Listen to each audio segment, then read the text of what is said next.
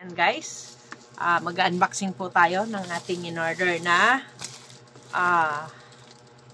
dishwashing. Yung tayo po mismo ang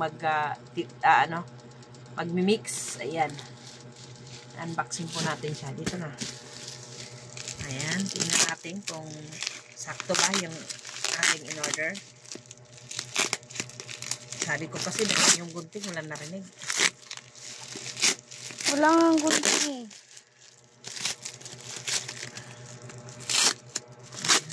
Anyway, madali namang anuhin. Yan.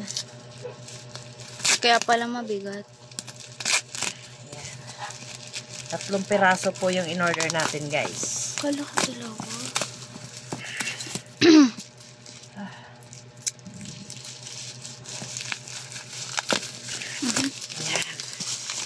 Yan. Yan siya, guys. O, 3. Ayan, naka-bubble wrap nga siya. Naputol. Ayan, buksan muna natin yung isang box kung kumpleto yung laman. So, ayan. Ito yung ating in-order, guys. Ayan. Bali, isang set na to siya. Ready mix. Ready mix pala to na dishwashing liquid. Bali, 15 to 16 liters po ang magagawa dito.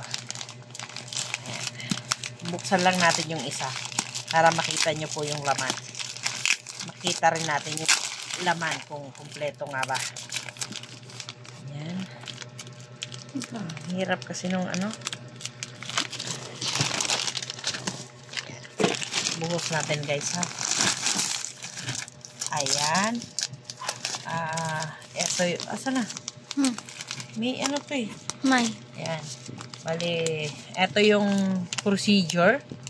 Dishwashing liquid. Ito yung niya, step by step procedure. Tapos ito yung, ano ba tawag dito? Bubble booster. Tapos ito yung surfactant. And ito yung thickener. Tapos ito naman yung calamansi flavor. Ayan. Ayan o. Premix. Premium Premix 1 calamansi. Okay. Bali, ibabalik natin ulit, guys. Kasi bukas pa tayo mag-remix. Ayan. Hindi na kasi. Ibabalik lang muna natin siya dito.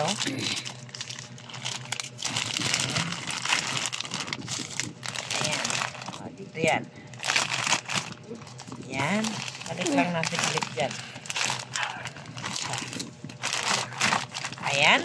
Sa gusto rin pong maggawa ng sariling liquid dishwashing, pwede nyo po, ma-order nyo po ito sa aking TikTok shop.